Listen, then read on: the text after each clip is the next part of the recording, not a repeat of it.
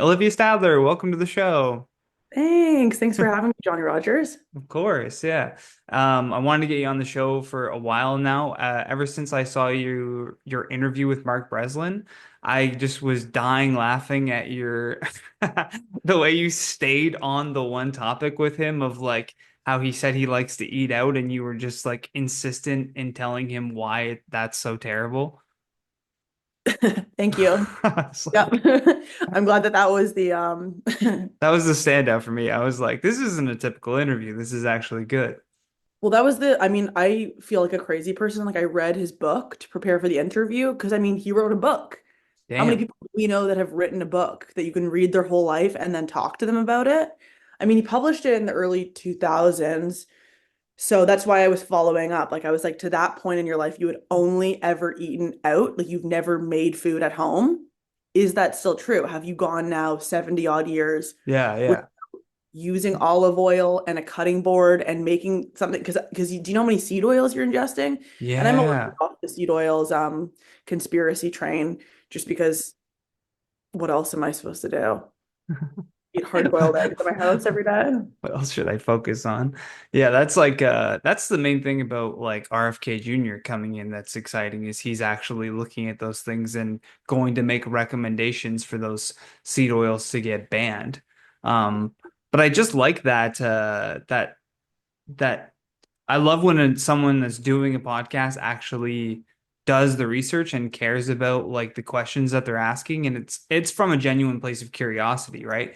I had a funny moment with him where I asked him a question, and he was just like, "Too general of a question," and I he like actually that too like when someone shut it gives down. feedback. Yeah, yeah, yeah. Just real time feedback. I was like, okay. I was like, let me get a little bit more specific. Like, he kind of kept you on, kind of keeps you on your toes a little bit with some people that you interview. It also is nice to know that it's like, oh, that means if I do ask a question that he answers in full, that means he liked it because he's not afraid to tell me when he doesn't like a question. Right, exactly. Yeah. And He'll let you know for sure. I'm so much more afraid of fake people who are willing to they just want to like get along than I am of people who will just be completely candid and confrontational. And that's, you know what? Like that's what wasn't trying to be confrontational per se, but I had to start looking at this podcast as if I was a listener. And if I'm listening to me interview Mark Breslin, like as a comic, even let's say, what would I be listening for? Like, what are some things that I'm going to want to know? So I flat out asked him, like, why are you so crazy about exclusivity? Like, Oh, I asked him that too. oh, you did? Okay. But I didn't press. Good, I good. didn't press. Oh, I pressed them. I was like, it doesn't make sense. And I was like, from the perspective of the comic, don't you want them to be like practicing so that when they do that weekend at your club, you know that it's going to be great and they haven't just done like a gig here and a gig there because it's like a yuck yucks room. And he said that he's sort of like he's coming to the comic side a little bit now, I think, by trying to, at least in his words, I don't know it until it's been seen by other comics, but he's trying to create like satellite rooms or like other spaces where he's like okay with comics working out and doing sets and he's not like as strict as he used to be. Right. But I don't know. Okay, well, at least he Yeah. answered to that and like is considering it. Yeah, yeah, for sure. Mark Breslin, you're off the hook. I'll Imagine even he listens to this. yeah, I don't think he's gonna listen to this, but if I clip it, maybe, and somebody sends it to him, then Tag maybe him. he'll come listen to. I'll have to take this whole part and put it at the end of the podcast, so we have to listen all the way through. Okay, this Yeah, is no what he's doing. marketing. One thing that I love asking comics too, because I think the idea of starting comedy or even public speaking for a lot of people is very nerve-wracking. Um, what made you like start comedy? What was the first entrance into comedy for you? I um I didn't realize, I think, I don't know, great start to a sentence. I didn't realize comedy was a job. I guess I never thought about it. I'm trying to remember, like, my first exposure to comedy was, I'm going so much further back than the question you're asking. I'm No, like, no, that's fine. I was 12 years old. I remember seeing The year Russell was Singer. 1996. Yeah. I'm a lot younger than that, but thank you very much. I was not 12 in 1996, but thank you, Johnny. I remember seeing Russell Peters and like laughing with my family, but I think because he is a man, I just never seen a woman do that. So I think when I saw like Amy Schumer and Nikki Glazer, girls that like looked like me, were like young, like dumb bitches, like they're not dumb bitch, you know what I mean? Like, but like they were occupying that same space that I Right. did. And then I realized that a lot of what I was doing on Twitter, like I was tweeting a lot, was like comedy. And then I started watching The Office, and then I learned about Mindy Kaling and like the Mindy Project. And it just like kind of came to me like, oh, comedy writing, TV writing, that's a job. And so my first goal was to do TV writing. And then I started reading this book about TV writing. And if you want to do that, then you have to pursue comedy, like stand up or improv, so that you learn how to like write jokes for yourself, articulate a joke so that you can pitch a Hmm. joke ostensibly in a writer's room. Um, and then yeah, so I tried improv and stand up. I really took to stand up, and then it just became its own like self-fulfilling medium. And then the writing came later, but yeah, I kind of didn't realize it, and then I became obsessed with it like kind of late on. Like it's weird to know that a lot of my peers were already doing comedy for a couple of years when I just found out about it. Like I really found Mm. out about it when I was like 20 or 21. And then I Interesting. started when I was 23. I think that's a good age to start. Like I started at 19 and Wow. I was like, well, I look back at those like early like jokes and I was like, I was talking about nothing. Like it was such like a baby like babbling about whatever was around him. And now I'm like 33 and I have a little bit more of like a perspective on certain things and like but I've got this repetition at least built into it. But man, there's some people that Simone Holder is a perfect example. She started comedy later in life and has had so much great success right away because she has like so much of a lived experience that she can directly draw from and it translates to people that are her age or younger or older. It's like goes to all audiences, right? That like that style of humor.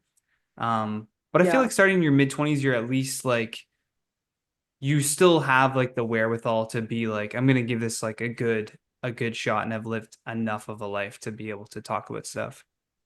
Yeah, I mean, ideally, I think in your mid 20s is ideal because then you're ostensibly like living a life and doing comedy at the same time. So you're learning how to craft a joke while you're um, getting a perspective with which to infuse your comedy. I do think sometimes I actually think in like a fearful way, imagine I started comedy any earlier. I think about the things that I thought and the things that I even wrote, and I'm so grateful that I didn't say them into a microphone. I mean, I feel the same way about things I said a few years ago. I'm like, oh, I'm so grateful that I am not like wasn't famous, and I still am not famous, but you know what I mean? That like those Yeah, things weren't on yeah, yeah. tape, and like Less attention. yeah. But I mean, I still do that. I think that there's like no escaping the cringing or even feeling shame towards like the a former version of yourself. I can't get away from that. I feel like I'm actually when you were saying that Simone Holder and people who start later benefit from that.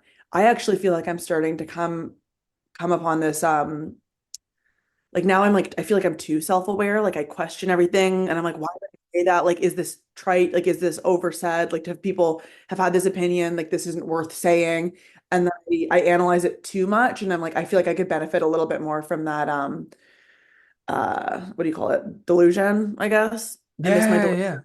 You have to almost like go back to that or that those first few years of doing stand up where you were just so delusionally excited about everything. Like every show felt like a showcase. Like you were gonna get SNL off of this like one set because Yeah. you're just I'm so great and I'm like I love this and I just came up with a joke and that's awesome. But I went through the exact same thing for many years of just over analyzing the jokes and like overwriting, I think too. Like just writing way too much and adding way too many words to something where I thought, oh, providing more context or adding more tags is going to make this even better. When in reality, what made it great was just it either just happened to me or I was excited about it. And it's like it goes from thought to stage instead of just always writing things down. Like I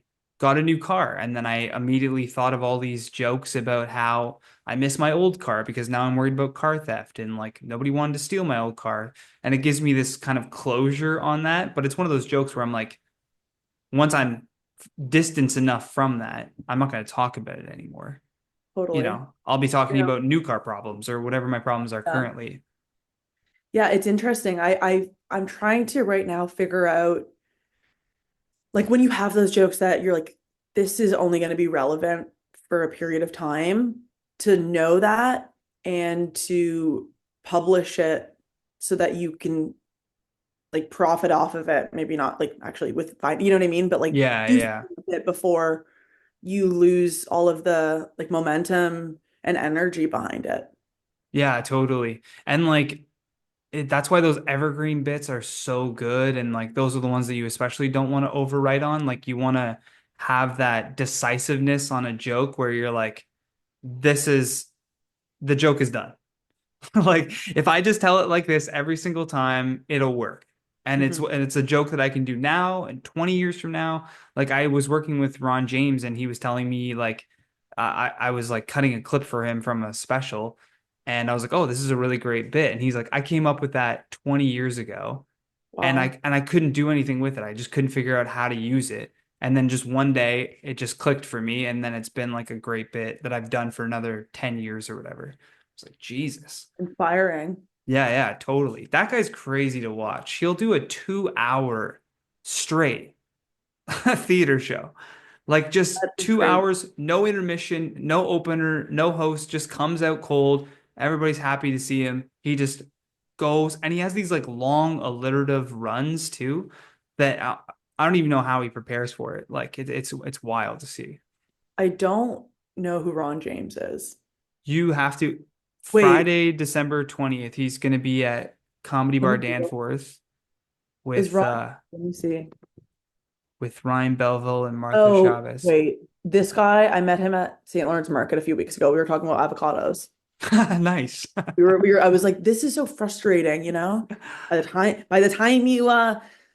they're ready, you don't have no use for them. They go bad the Yeah. next day. We were having like that hat conversation about avocados. And then Kyle was like, hey, aren't you Ron James? Yeah. He was like, yeah. That's And so funny. that was our interaction. That's great. And me and Ron Yeah. James Well, were like, yeah, stay out of this. We're talking about avocados. yeah. Well, that guy has been selling out fucking soft seat theaters in Canada for like 25 years. That's so cool. Crazy. Like he's done like 10 comedy specials and the dude just lives in Toronto and from the East Coast. Wears a fedora and shops at St. Lawrence Market. Yeah, exactly. Because he's earned that, God damn it. One thing I want to talk to you about something I think you earned, and I would love to hear about like your experience with it, is writing for Letterkenny. Yeah. How is that? Like, how did that come about? What did that feel like to? Because you talk about like wanting to get into comedy writing, and so you start into stand up, but then you actually get like a comedy writing job. I mean, in retrospect, it's so crazy to reflect on because I got that job when I was 25 years old. It Crazy. was everything I could have ever dreamed for. It was um, fun. I got to do it with my best friend. It was rewarding. It was like an accolade that is so cool to be introduced with on stage. Cooler than a lot of credits because people know what it is. And then it like endears me to like a demo that might otherwise not be open to listening to me talking. Right. Um, the job itself was great. It was lucrative. It enabled me to not have a job post-pandemic because I landed it when I was 25. Then the pandemic hit, and then I was doing that, have been doing that ever since. Slash, the show's over now, but it was a dream come true. It was incredible, but it is funny now to think about like I got that at 25. I started comedy at 23. So that's a That's pretty quick. that's quick. That's crazy. Yeah, it's pretty quick and pretty rare. And also like it does set you up for disappointment a little bit because I haven't had too much Yeah, yeah, yeah. anything that has Totally. trumped that, because you assume that your trajectory is going to be linear. Right. But in the entertainment industry, especially Canadian entertainment, certainly not the case. But that job, this is a reminder I always try to have to myself because I used to be really, really active on Twitter. I was active on Twitter from the time that I was like 20, which I guess is only like 5 years at that point. Maybe I was active earlier than that. I think Still I a was on long time to Twitter since tweet. 2016. Yeah, I mean, I don't really tweet anymore because the landscape is different on there. But I yeah, I think I got that job from Twitter because I didn't have any videos out. And then I was told that another writer was found from Twitter. I've heard about that. Like even late night shows will see someone who wrote like a viral tweet and be like, why don't we just hire that person? Yeah, Clearly they can draw attention. Like that's a cool thing about social media is it's like a true meritocracy where the work speaks for itself. If it yeah, it's goes viral, there's a reason why it went viral. Like yeah, there's I listened to Bobby Altoff today on the Mark Maron podcast, and it was cool. like crazy to hear her talk about how she's like I would produce like a minute long video and make sure that like whatever I was saying within the first 3 seconds was gonna hook you long enough to watch the whole video. And she's like, she made a rule for herself that she wouldn't stop making videos until at least one of them got 1 million views a day. So she would like make a video, post it. It's not doing well, take it down, change it, or make a new one, post it again, wait, Um, not doing well. She would just keep doing that until the video got 1 million views. And I was like, I don't know anyone that works like that. But you look at her success and you're like, okay, now it kind of makes sense. See, I miss the days of getting discovered and then someone else does the work for you. And that you just get Right. So those days talented are and you don't have done. to like be a businesswoman. Like I hate this. It's Yeah, so yeah. demoralizing to know that It like I sucks. am directly responsible for if I succeed or not. Like I miss the days of being like, oh well, I guess I never got discovered. Yeah, Now I and have people were like, she was mismanaged. exactly. Yeah. And people All can be that like, oh, talent gone. yeah, exactly. But now it's like if I don't Yeah. succeed, it's Right. because I didn't post Instagram reels. Right, right, That right. makes me want to kill I myself, didn't especially post because enough crowd work clips. yeah, especially because every time I do post a clip, I agonize for days. I resent Mhm. everyone I know for not sharing it and commenting. I feel Right. humiliation because I assume that everyone's sending it to their Yeah. group chats. Oh yeah. Yeah, And yeah, yeah. then, sure enough, I get a DM that either boosts my day, boosts my mood, or I get an email being like, hey, we think you'd be great for this marketing thing. And now you get to make a little bit of money. So I need to do it even though I'm crazy and even though I can't handle Yeah. the short term. People have these routines where they post and then they step away from the phone, but I am gainfully unemployed, so I don't really have much to do other than scroll on my phone and seethe.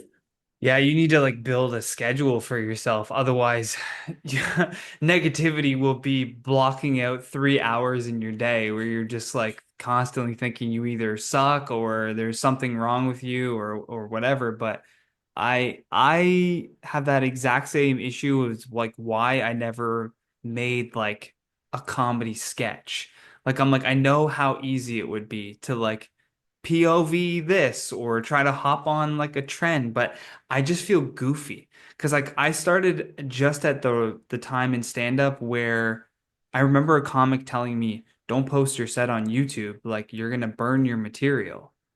And that was like the advice. And now it's the complete opposite. Now it's like, did you just write something? Send it out there. Like, And you can still write it and you can still because now our memories are so different. Like we're constantly taking in so much right. information and content that by the time I see a joke or any sort of reel that I've already seen, I'll watch it for if I liked it the first time, I'm gonna like it the second time Right. because the hard drive has been wiped. I have no memory anymore. And I think a lot of people are the same way. Yeah, this is true. And like what I do to stay away from that process of like reading comments or whatever is I'll just do this podcast and this podcast is my content. That's what I that's what I release. And if I feel like I have a good moment from like a stand-up clip, I'll throw that on my personal page. But I'm not gonna like stress over. I'd rather just work at getting better as a comic. And if I just do this podcast and play clubs, like I'm happy. Like I don't want to be I want to be the talent just like you're saying I don't want to be this person who's like the marketing director, the editor, the whatever, the writer, the producer, and you're just like running your ass off, taking every penny you can get because you're like, well, this is the game now. Yeah, you don't have to whore yourself out just because that is the standard, Yeah. you know?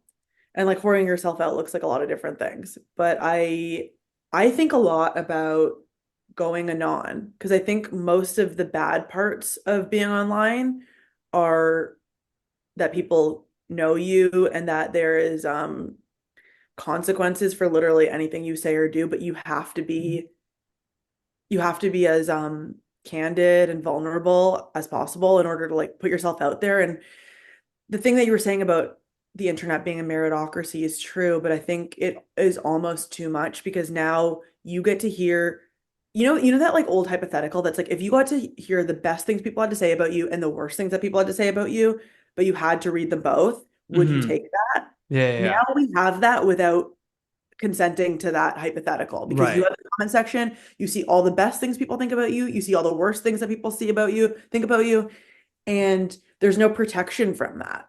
And I don't know Mm-mm. if like humans are built to withstand that kind of thing. I don't know if I'm built to withstand that kind of thing.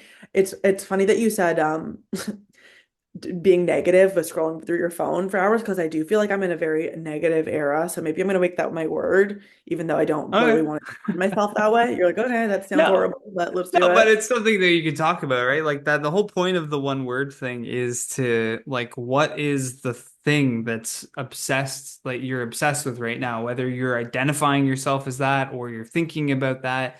I just love that as like a concept.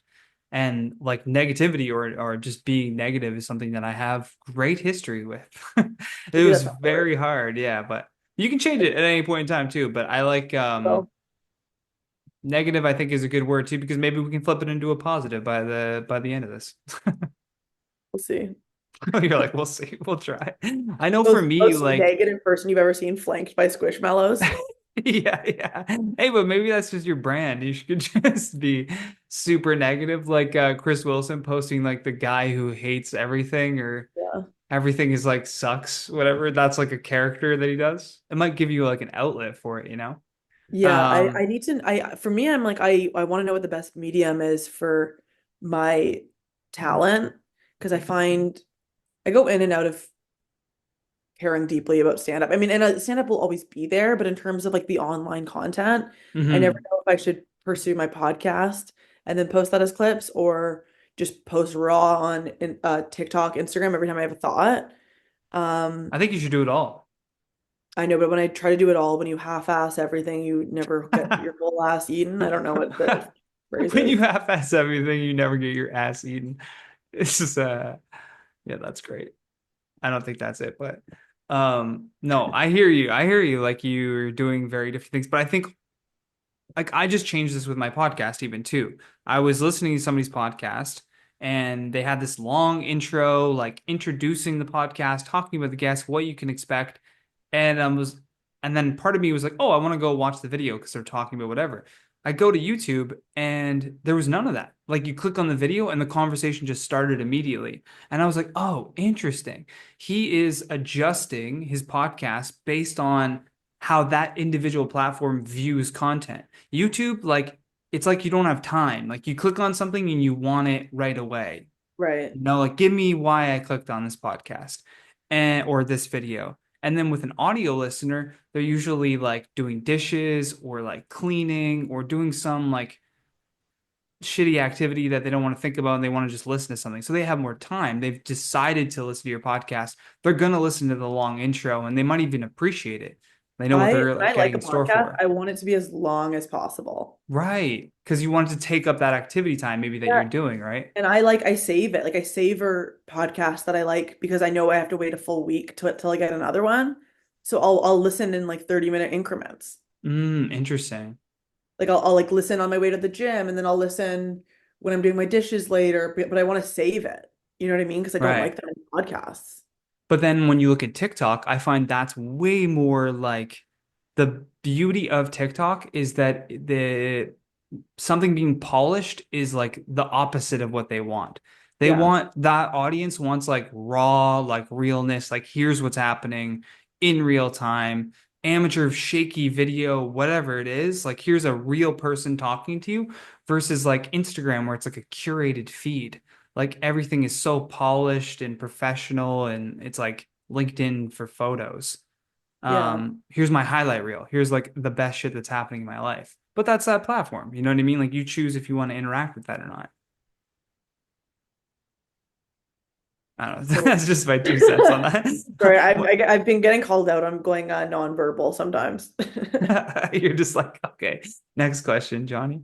No, I Um, had a question for you, but then I lost it. What was it? oh. I was gearing up to ask you a question, but then I lost it. Fuck. Okay, ask my question.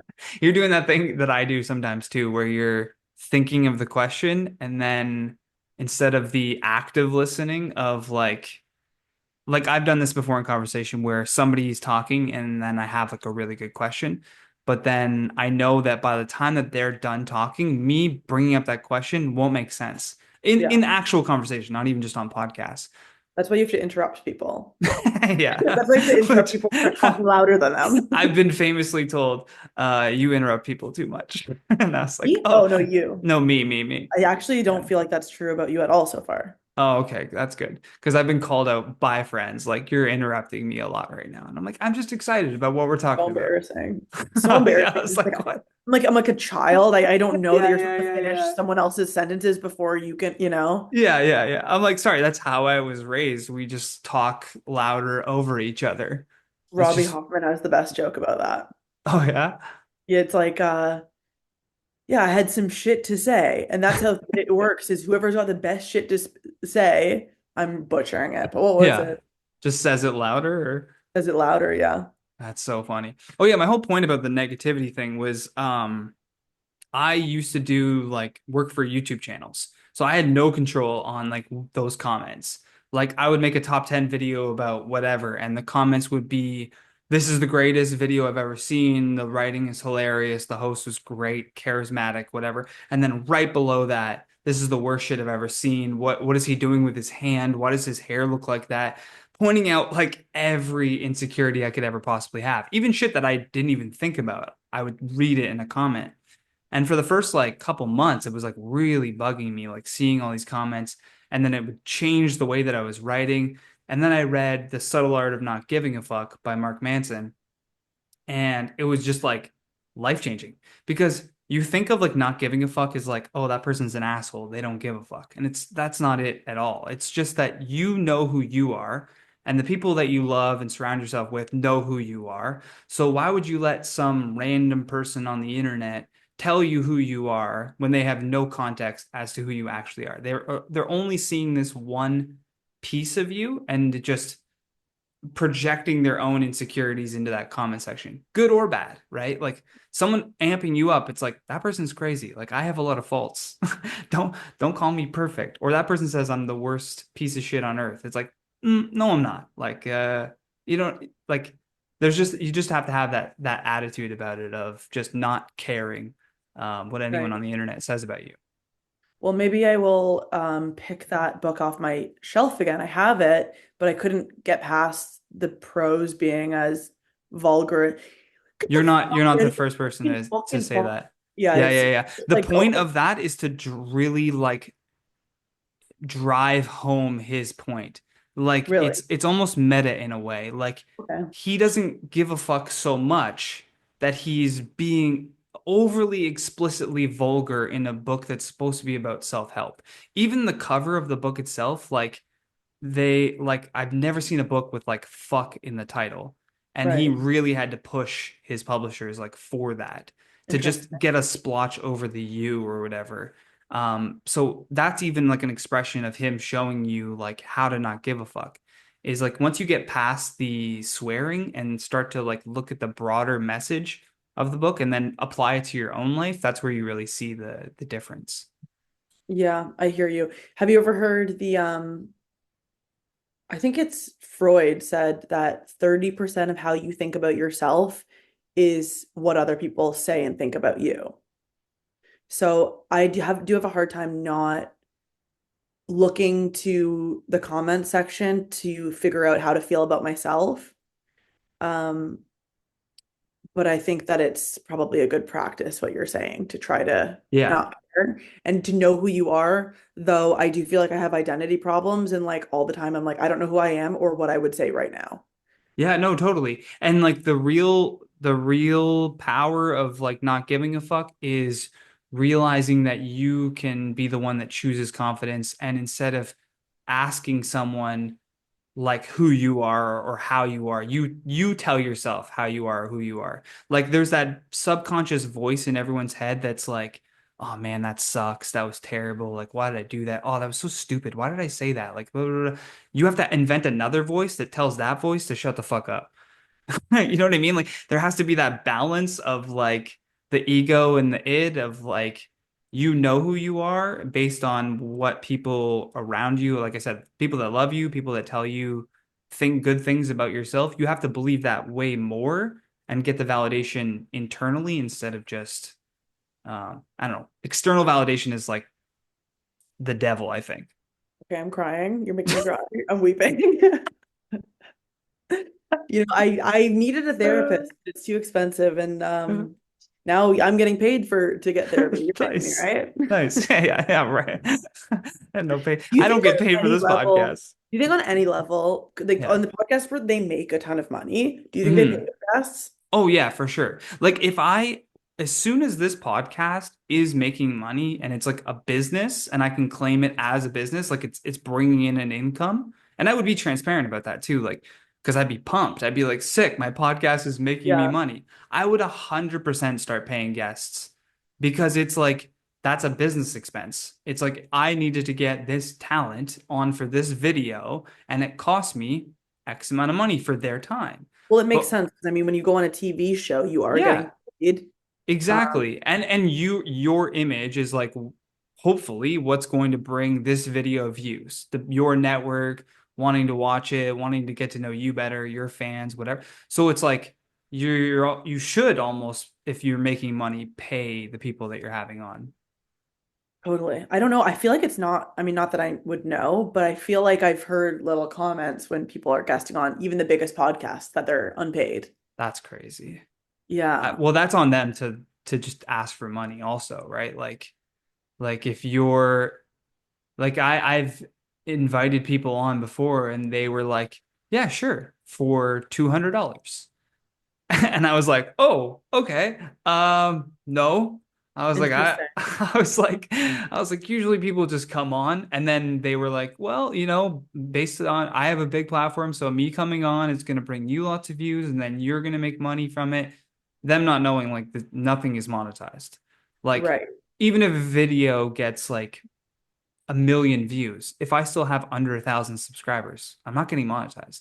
I That might makes make me, $9 off that video. Like, so I was just like, no, sorry. Like, I can't. I need to start walking around with my podcast equipment because I feel like I've had so many opportunities to um, interview people that I'm sure now or in a few years will charge for their appearances. Oh yeah, those are the people you have to get. And that's basically like my whole like guest list. Like if you look through my guest list, these are the people that I'm like, they're gonna do something. Like the whole point of this podcast too is to put like a big emphasis on you, the guest, because when you start to pop off and doing your own things and people are searching for more of your content, hopefully they come across this video and then it makes them more of a fan of yours or like sees you in a different way or whatever it is, right? It's so negative. Well, I'm they might look at this up. video compared to a more recent video, let's say 10 years from now, and they're like, wow, she used to be so negative, but look, she wrote this book on positivity. No, I'd never do that. Yeah. You just write like lifestyle books. I You're like, write Soul for the Soup or whatever it's memoirs, called. memoirs and personal essays. But Memoirs and personal essays. yeah, maybe it would be so crazy if I tried to write a self-help book because I have like a unique ability to if you tell me something that most people, 90% of people are gonna be like, wow, I never thought about it that way. That is such a good way of thinking about it. You've changed my life with that way of thinking. I can tell you why it's wrong and make it negative. Maybe that's what it should be. It should be called, the book should be called Help Yourself, and it's just pointing out all these self-help book tips that are Funny. why it would never work. Well, this is actually why what I actually wanted to make my word, because it was kind of my word of last year, maybe going into this year, so it's kind of old now. But Okay. I was using the word convalesce a lot, which is a fun word. Convalesce? Convalesce, it means to sort of relax and rest and recuperate after like a surgery or being in the hospital, but it's like a sort of tongue-in-cheek way of being like I'm in bed resting and All right. recovering. It's like I'm recovering. Basically means convalescing. recovering. Yeah. I'm convalescing, and I would turn it into I'm just conving at home. Yeah. But then I realized I'm like, oh, I'm not lying in bed to get better. I'm lying in bed to get worse. So I'm languishing. Mm. Not convalescing, I'm languishing. But you want convalescing to be your word? Maybe languishing because I really Languishing? All right. convalescing wasn't accurate. I was languishing. Languishing. You can write convalescing slash languishing, or I feel like it's more apt and more I intelligent to like say languishing. I don't think I've ever seen languishing as a word before, so that's great. Languishing. lying Yeah, down, that's wasting yeah, away, if you yeah, will. that should be a TikTok character too. Just like the call yourself like the con queen. You're just your whole thing is about convalescing, but it's really just you languishing. Yeah. Well, they already wrote the best book about lying down, which is My Year of Rest and Relaxation. Oh, Can't okay. wait for the movie. I'll have to check that out for sure. Now, Olivia, there's a question that I ask all my guests towards the end of the podcast too. If I want you to, the question is essentially like, what advice would you give to your younger self? But I have to add this other context because I think it changes it in a way and makes it more personal, the advice. I want you to think of yourself at 15 years old Oh, and who you were at that time, where you were, what you were doing, and the phone rings and it's you now on the other end, and you can give yourself a piece of advice. It's not going to impact your life whatsoever, whatever you say. So, no investing life in hacks. Bitcoin. Right. What do you say? Let me just try to picture myself at 15. Goth. All right. Checkered vans. Yeah, Pink streak. Um, grade 10, is that grade 10? I think so. It's funny because they say that the number one piece of advice that people wish they could give to their younger selves is to be kinder to yourself and less hard on yourself. And that makes me sad because I feel like a lot of the time I'm hard on myself, and you feel like being hard on yourself is productive in a way, even though Hmm. it's not, it's actually destructive. Um, and I do feel like when I look back, I'm like, yeah, be nicer to yourself. You are doing great. Maybe just like do more art. I maybe would have actually I might have said switch from the dance program to the drama program because I wish I had more acting background. Um, and because I was like when I went to an art school, I applied for dance because I had always been a dancer. I was like, oh, it's too late now to be an Hmm. actor because the kids who are in the acting program have been in the acting program. But I started acting at like 27, so I wish I got started at 15. And I was like, I cared a lot about acting and visual arts, but I pursued dance because whatever, is that even what I would think? I'm so bad at, I feel like in 2 hours to 2 days, I'm gonna desperately be emailing you a better answer and ask you to AI. Can I Memory. refilm? Yeah. I won't refilm, but use Uh, AI to make myself say this instead. sure, yeah, just change your mouth a little bit. Yeah. But I guess be kinder to yourself, be patient, be nice to your mom. I don't know, some basic trait bullshit. No, that's great. That's solid advice. I want people to follow you on Instagram at ostads, the Z at the end. All the links are in the description below, and go to the link tree. It's linktree/Olivia, the Olivia Show. You've got your Stalkers premieres, your Substack. Oh, I haven't Your, updated this in a while. I do my podcast maybe thrice a year. yeah, but Um, people can go listen to the previous episodes if they want to. yeah, unless I delete them. Um, but go to my Substack. My Substack is the most meaningful thing to me, and also Instagram. and TikTok at Osads as well. But yeah, check out the Substack for sure. Thank you very much. All of your great writing. Thanks so much for making time to come on the show. Thank you for having me, Johnny. Yeah, of course. I'll send this over to you as soon as I got it up. Woo! All right. Have a good night, Olivia. God bless. Bye. Bye. You've been listening to The Johnny Rogers Show. New episodes air every Friday at 8 p.m. Eastern Standard Time.